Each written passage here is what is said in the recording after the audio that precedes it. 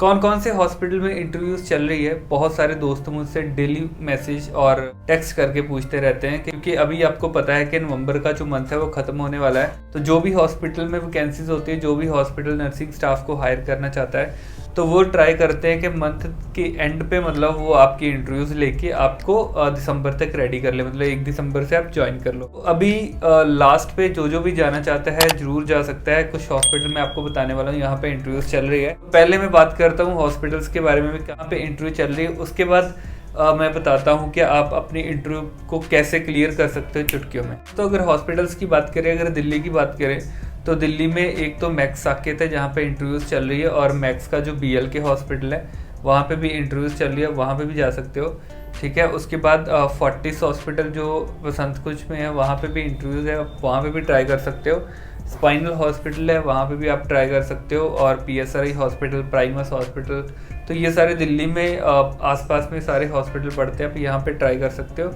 तो यहाँ पे इंटरव्यूज़ जो है अभी भी रनिंग में है, आप जाके इंटरव्यू दे के अपना दिसंबर से ज्वाइन कर सकते हो। अगर आप अपनी रजिस्ट्रेशन चेंज नहीं करवाना चाहते और आप UP साइड से आते हो, तो आप कोशिश करो नोएडा में जाने की। तो नोएडा में एक JP हॉस्पिटल है, यहाँ पे इंटरव्यूज़ है, और यशोदा हॉस्पिटल है, वहाँ पे भी आप इंटरव्यू के लिए जा सकते हो। और उसके बाद एक फोर्टिस हॉस्पिटल है जो नोएडा 62 सेक्टर में पड़ता है, वहाँ पे ट्राई कर सकते हो। और यदार्थ हॉस्पिटल है, वहाँ पे भी ट्राई कर सकते हो।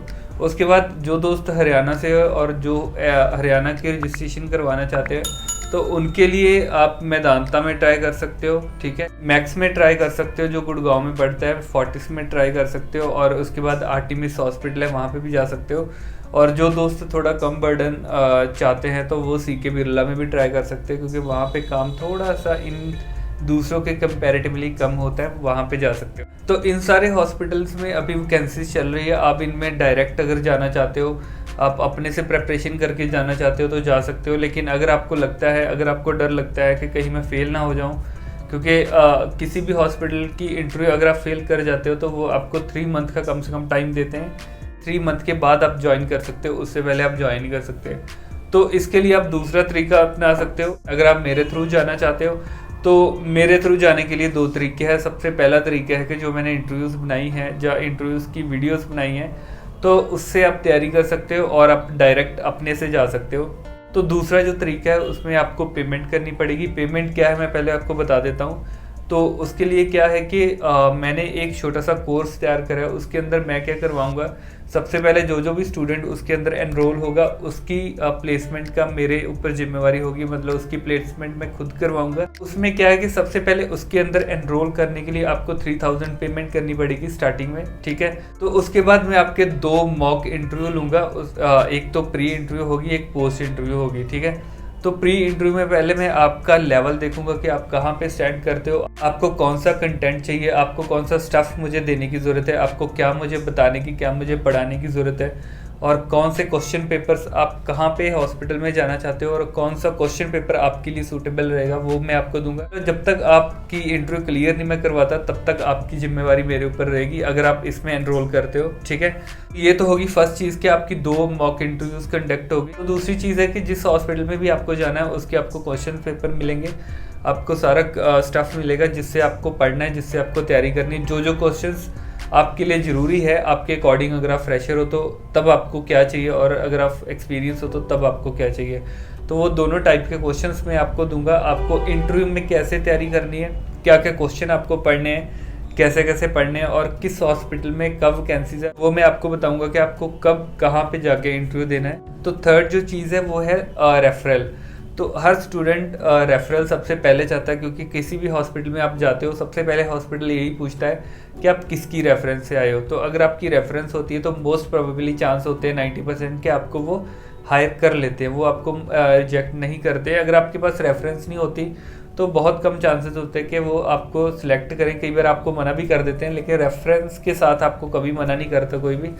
तो रेफरेंस मैं आपको दूंगा। तो जैसे ही आप ज्वाइन कर लेते हो उसके बाद ये नहीं कि आपने ज्वाइन कर लिया तो आप मेरे साथ कांटेक्ट आपका ख़त्म हो जाएगा। उसके बाद भी अगर आपको आगे कोई दिक्कत आती है, जैसे कि हॉस्पिटल आपको बोलते हैं कि डीएनसी करवाओ, है ना, कई बार 6-7 मंथ के बाद आपको डीएनसी करवाने के लिए बोलते हैं। डीएनसी में कोई दिक्कत आएगी वो भी मैं आपकी करवा के दूंगा, उसकी भी आपको कोई टेंशन लेने की ज़रूरत नहीं। तो ये एक तरह से LIC जीवन बीमे वाला काम हो गया कि ज़िंदगी के साथ भी ज़िंदगी के बाद भी, है ना। तो मतलब हॉस्पिटल के बाद भी अगर आपको कोई दिक्कत आती है तो कोई टेंशन वाली बात नहीं है, मैं खड़ा हूँ आपके साथ। तो ये सारी चीज़ों में मैं आपकी हेल्प करूँगा, तो इसलिए आपको बिल्कुल मतलब टेंशन लेने की ज़रूरत नहीं है कि आप इंटरव्यू क्लियर नहीं कर पाओगे या आप फेल ना कर जाओ।